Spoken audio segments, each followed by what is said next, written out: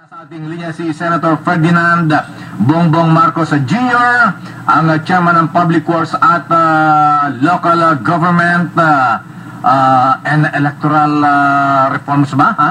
Suffrage and Electoral Reforms. Anyway, mga kaibigan, kasi itong si Senator Ferdinand Bongbong Marcos Jr., mga kaibigan, siya po ang nagsasabi na dapat huwag na nating tantanan itong issue ng rice smuggling. At sabi po dapat ng kasuhan itong si Davidson Bangayan alias David Tan. Senator Bongbong Marcos, maganda umaga po. Naimbang bigatyo apo, Senador. At magandang umaga sa inyo lahat. Yes, kablaawam apo dagiti kaiyan natin sa Ilocos Norte na nakikinig ngayon. Oh, good morning. Naimbang bigatyo amin. Aha. At una-una, Senator, mukhang napipikon na rin po kayo sa issue ng rice smuggling at sa pagdinig ng Senate Committee on Agriculture, Senator Marcos, sir. Sa palagay nyo ba ay talagang meron na pong sapat na ebidensya para kasuhan itong involved sa smuggling tulad ni Davidson Bangayan? Napalagay ko maliwanag na lahat ang ebidensya na nakita namin habang nung hearing tungkol nga dito sa rice smuggling. At yung una-una, yung question kung siya ba talaga si David Tan, ay palagay ko, siya mismo, meron siyang counter affidavit, kinasuhan siya ng tiga Singapore ilang taon, several years ago. Siya mismo nagsabi na nung tinutukoy si David Tan, ay siya yun. Kaya maliwanag na siya mismo nagsasabi, kaya maraming nagsasabi siya yung David Tan. Pangalawa, yung kanilang mga ginagawa, dahil marami kaming natuklasan doon sa lalo na sa unang hearing, ay maliwanag na meron talagang smuggling na nangyayari. Unang-una, simple lang. Pag pinagsama-sama mo lahat ng import, lahat ng export ng iba't ibang bansa na sinasabi nila na pupunta sa Pilipinas, at titignan ninyo yung mga record naman natin dito sa Pilipinas kung ilang tonelada ang bigas na pumasok dito sa Pilipinas. Ang kulang sa record ay 16 million bags. Wow. Sinasabi ng iba't ibang bansa, pag pinagsama-sama mo, tapos pag kinumpara mo doon sa records natin, 16 million bags ang missing. In other words, 16 million bags ang pumasok na hindi naman na pumasok na hindi naka-record. In other words, hindi nagbayad ng tax. So, smuggle. So, may 16 million bags, siguro sabihin natin kung ang bilihin nila ay 900 pesos sa labas at ibebenta nila rito sa mga 1,500. Siguro mahina na ang kita dyan ng mga 500. So, 500 pesos times 16 million, billion na yan. Kaya kitang-kita mo, meron talagang nangyayari. Kaya sa aming pananaw ay dapat ng kasuhan na dahil palagay ko sapat na yung ebidensya. At isa pang natuklasan namin ay hindi lang naman si Brian ang involved dito, marami pa sila. At marami pang meron there was a certain David Lim na pumunta doon sa hearing namin na parang ganun din ang kanyang operation. Pero marami silang sinasabi, marami silang explanation na kung bakit hindi smuggling yung kanilang ginagawa. Meron pa silang mga court decision, meron silang may court order. Kaya yung Bureau of Customs napilitan na yung mga nahuli na bigas ay pinalalabas at binibigay daw dahil sabi ng ilang korte hindi naman daw smuggling yun, kaya kailangan ibalik yung bigas. So, kaya marami talagang nangyayari dito na hindi maunawaan, mahirap maunawaan. At sigurado at least ako, in my opinion, maliwanag para sa akin, na merong mga labag sa batas na mga gawain ang mga so-called trader na ito. Hindi pa nga, hindi pa trader eh. So, siguro ang kahapon nagdesisyon ang committee na magrekomenda na si David Tan unang-una makasuhan ng perjury. Dahil kung pabago-bago ang kanyang storya, siya nung inimbestigahan namin sa committee, ay sasabihin niya nung una na wala naman daw siyang alam tungkol sa rice trading, wala naman yung mga tao, hindi naman daw niya kilala. Eh, napatunayan na mabuti na pare-pareho ang kanilang mga address, pare-pareho ang kanilang mga telephone number. Sabi niya wala siyang alam sa rice trading, pero nung bandang huli, habang tinatanong namin, detalyado ang kanyang mga sagot at alam niya lahat ng mga sistema. So, sa palagay ko, para sa on my personal opinion, I'm sure yung DOJ, pinag-aaralan nila na mabuti. Pero para sa akin, maliwanag na meron talagang, nagkaroon talaga ng rice smuggling. At ito ay matagal nang nangyayari.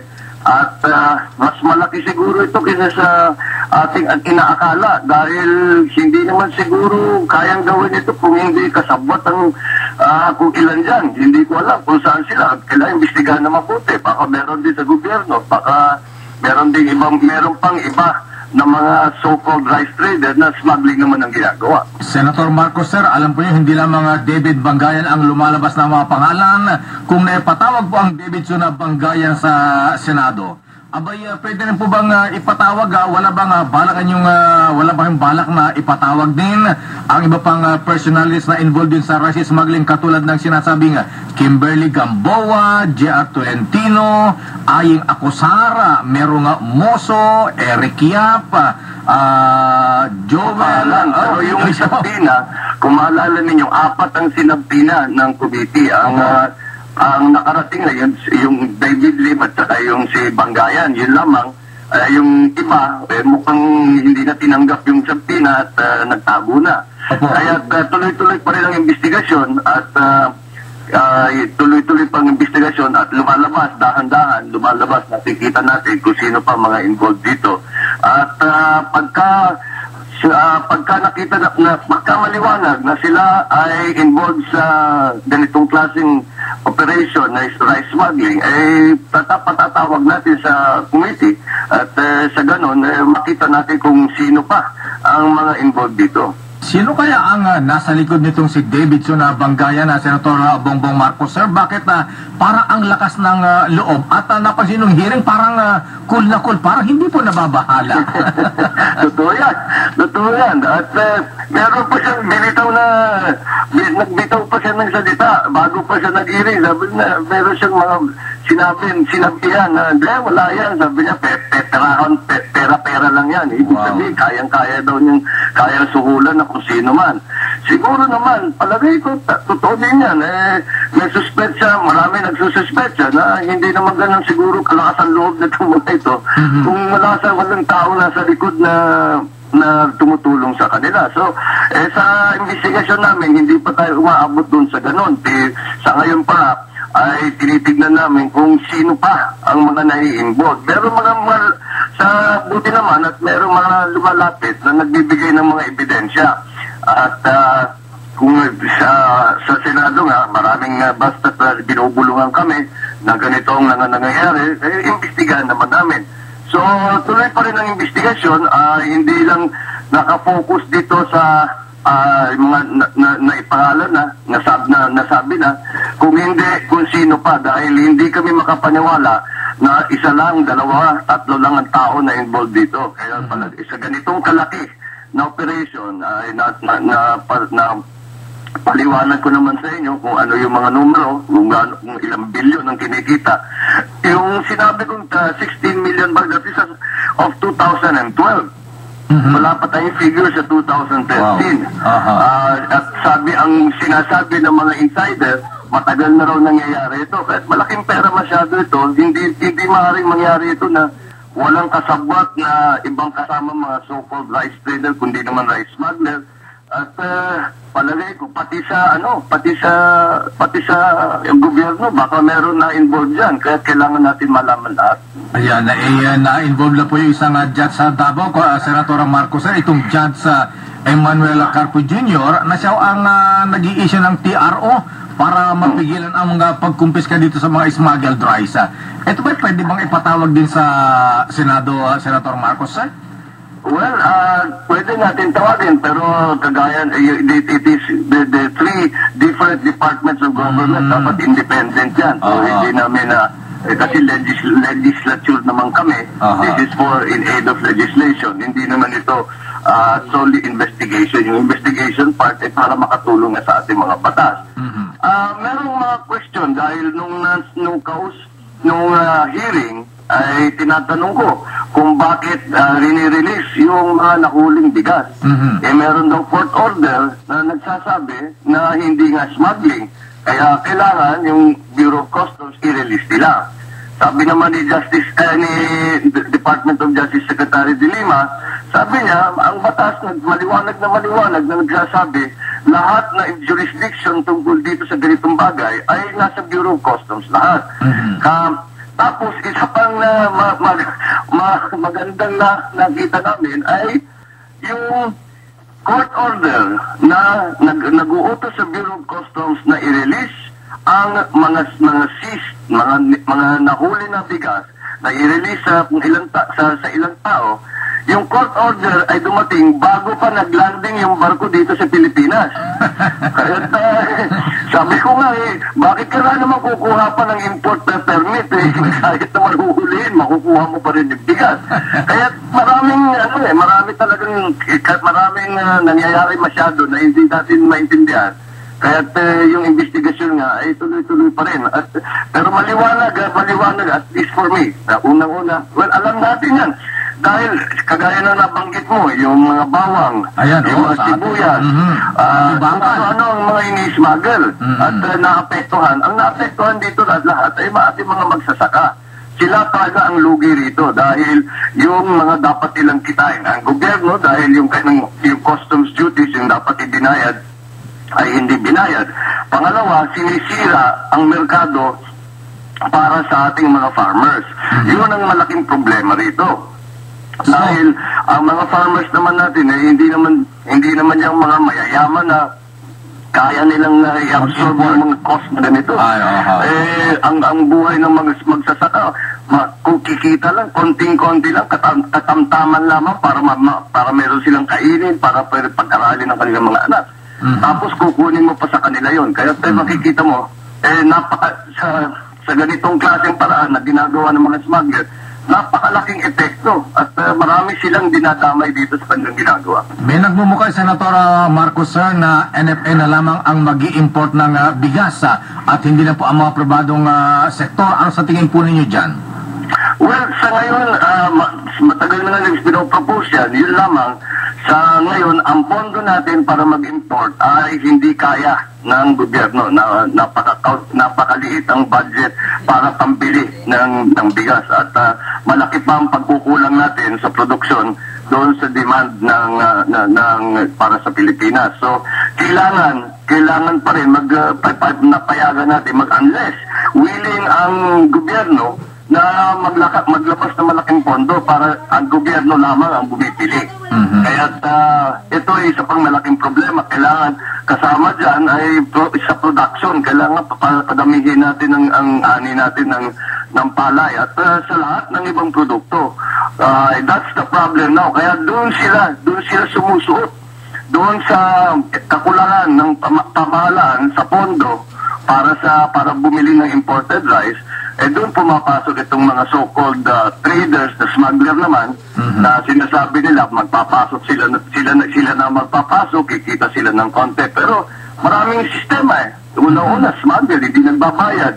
Pangalawa, magdideklara sila, sabihin natin, 500 tons, 700 tons naman yung nakasakay doon sa barko. Marami silang mga ganong klaseng sistema. Kaya doon sila sumusuot sa kakulangan nga ng pondo ng gobyerno para bibili. That's the problem that we are facing now. At napag-usapan natin ang mga farmers sa Senator Marcos, sir. Hindi kaya parang di nyo ba nakita na parang kulang yata ang programa ng Department of Agriculture?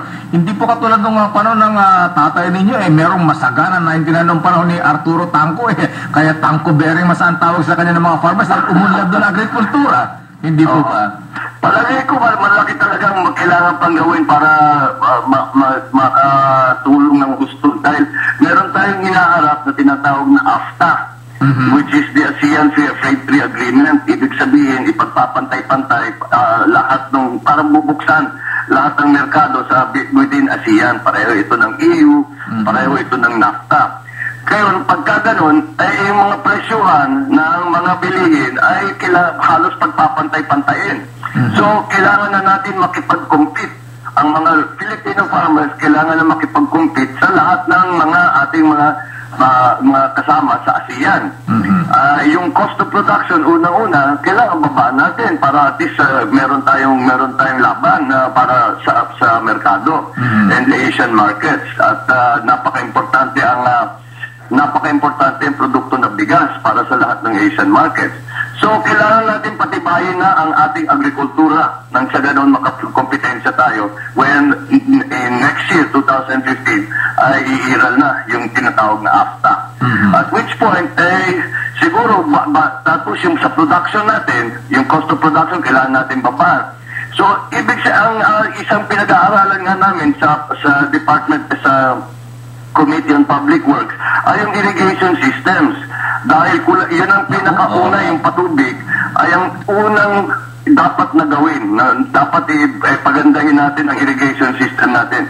Ang irrigation natin ngayon, sa kasalukuyan, today, as we speak, ang irrigation system natin ngayon ay mas maliit pa kaysa sa nung irrigation system natin noong 1980s. So, imbes na dumami at lumawak ang ating irrigation system, ang nangyari ay lumiit at mas mahina na ang ating irrigation system. So, dapat pondohan ng gobyerno ang repair and rehab ng mga nasira na, mga luma na. Tapos, kailangan din na pondohan ang pagpagawa ng bagong mga irrigation system. Kung maalala ninyo, noong Masagana 99, ang unang ginawa ng gobyerno ay palawakin at pagandahin ang ating irrigation system, patibayin, pati ng Irrigators Association. So lahat yun ay kailangan gawin. Pero ang agrikultura, hindi ganun kasimple lamang. Hindi lang naman pagtanim yan, hindi lang nagpatubig. Kailangan merong credit facility, meron tayong pautang para sa mga farmers in the form of production loans. Meron tayo dapat na R&D.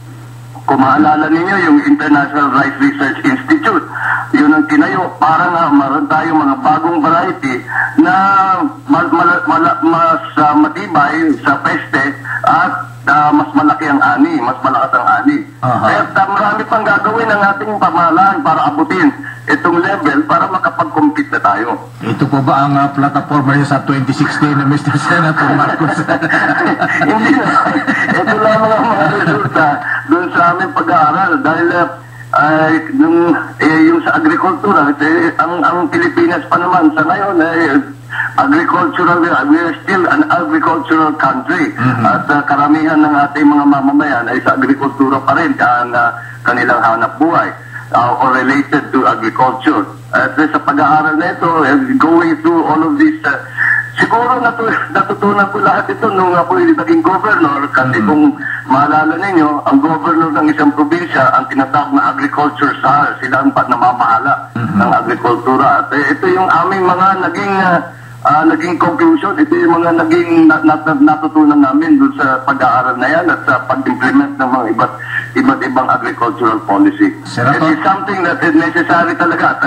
Alam naman yan ng lahat ng yung mga marami magagaling sa Department of Agriculture na naintindihan nila lahat ito. Kailangan lang natin magkaroon ng political will na gawin lahat ng pangangailangan. Ayan, Senator Marcos, sa iba pong issue, alam po yun, nababanggit na naman yung ama pagdating sa issue ng kuryente at Meralco.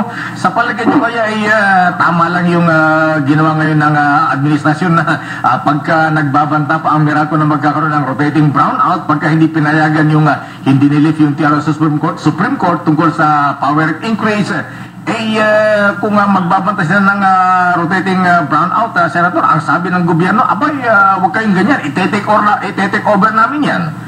Well, dalawang issue ito. Una-una, yung tungkol nga sa pagtaas ng presyo at sinasabi na meron pinagplanuhan daw at yung pagkasira ng ating mga power plant ay paano naman nangyari ng kasabay-sabay o inaayos ng sabay-sabay at pinagsususpetsahan nga sila na there's collusion na pinag-uusapan nila, pinakaplano nila na kunwari sisira yung isang planta, pinatitigil para tataas yung presyo. So, so far, tuloy-tuloy din ang investigasyon sa Senado at talagang merong mga pangyayari na tinitignan ngayon namin, ito ba'y sinadya o nagkataon lang? Kung nagkataon lang, ay siya sa incompetence naman yun. Bakit naman pinabayaan na ganyan ang mangyari? Dapat naman siguro, naintindihan naman natin kung paano mga patakbo ng mga planta yan. Malalaman lang siguro, alam naman natin kung kailangan ayusin, kung kailangan i-service, para hindi na mangyari yung sabay-sabay na natisira. Pangalawa, ang katotohanan niyan ay malaki ang kakulangan ng power supply ng Pilipinas. Kailangan talaga natin gumawa ng mga bagong power plant. Kailangan tayo makakuha ng another source of power. Sa Mindanao pa lang, 600 megawatts na ang kakulangan. I think by now, mas malaki na. Maybe that was 2 years ago, 3 years ago. So siguro by now, 750 na. Ang lahat ng foreign investor, pagka tinanong mo sa kanila kung ano ang sa palagay nila ang unang kailangan ayusin para sila ay mag-invest dito sa Pilipinas, ang kanilang sinasabi lagi ay ang napakamahal ng kuryente dito sa Pilipinas, pinakamahal yata dito sa Asia, at yung reliability, yung walang brownout. Maliwanag naman kung magtatayo nga sila ng kanilang mga factory dito, ay kailangan maganda ang takbo ng kuryente, at saka hindi naman ganun kamahal na hindi nakikita ang mga foreign investors. Kaya maliwanag that the problem is twofold. Number one, yung production natin kulang na kulang para sa ating pangangailangan, kaya't nagkakaroon ng brownout. Meron, tapos pangalawa, kung pagsasamantalayin pa ng mga power producers na imbis na ginagawa lahat para magamit itong power that is being produced, ay imbis ay iniipit-ipit nila para tumaas yung presyo, talagang problema din yan. Kaya we have to identify, we have to realize na dalawang problema dyan tungkol sa power. Yung pagpatakbo ng ating mga power providers, unang-una.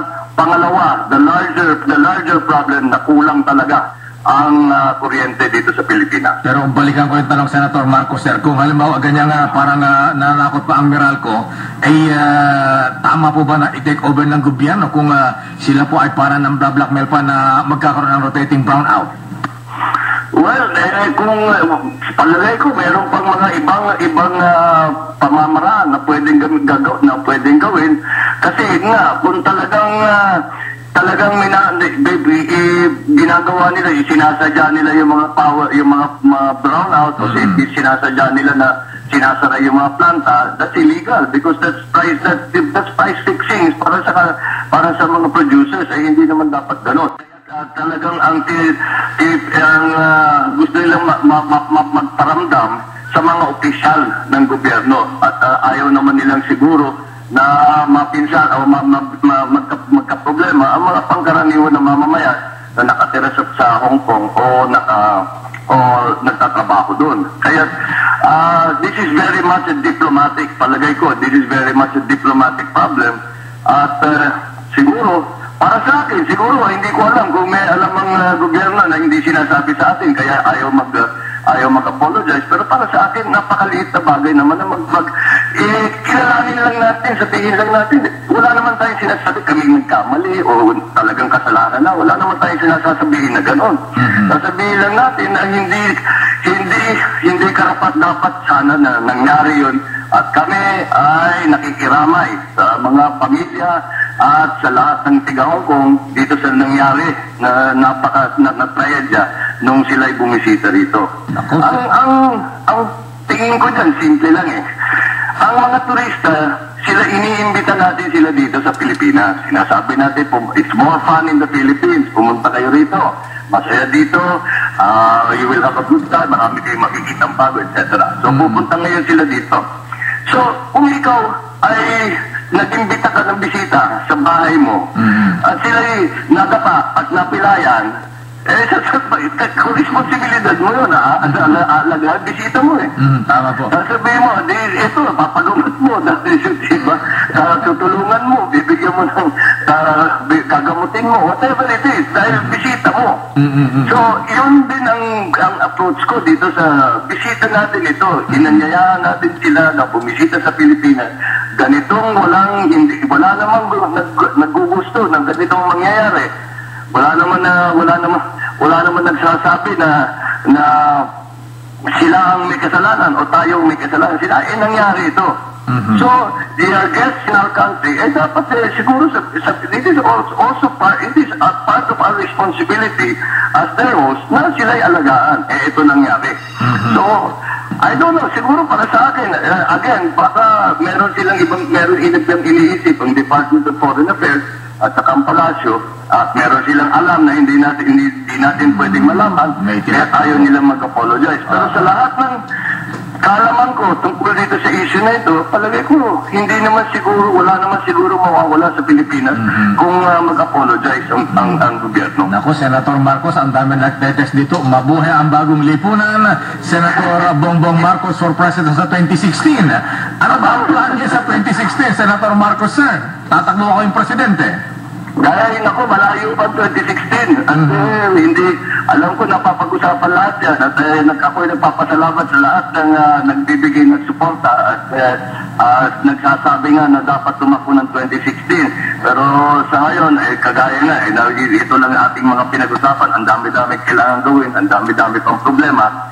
At alam naman natin, ang politika dito sa Pilipinas ay napakabilis ang takbo, napakabilis magpalit.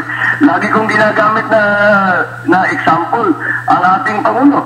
Ay sinasabi ko, gumaalala ninyo, yung August of 2009, hindi man siya kandidato. At sinasabi sa kanya na tumakbo siya, kanyang hindi siya tatakbo. By May of 2010 siya ng presidente. Ganun kabilis ang pagbabago dito sa politika ng Pilipinas. Malayo pa ang 2016 at yung so-called na political terrain, pag-aralan muna natin kung ano pa talaga ang mangyayari between now and the election of 2016. Sa ngayon ay, kagaya na sabi ko, napakaraming problema, napakaraming kailangan gawin. Yun na muna ang ating intindihin. Ito pa isang text mula sa Davao, Senator Marcos. Bongbong Marcos for President, Rodrigo Duterte for Vice President. Kaming dalawa ni Mayor Rudy. Bago yun, ngayon ko lang nakita yun. Siguro dahil doon sa kanyang appearance doon sa committee hearing. Maraming salamat sa inyong suporta. Maraming salamat sa inyong suporta. At ito ako ay lagi naman handang tumulong sa kahit anumang paraan. Senator Marcos, sir, maraming salamat. Magandang umaga po sa inyo. Thank you very much. Good morning.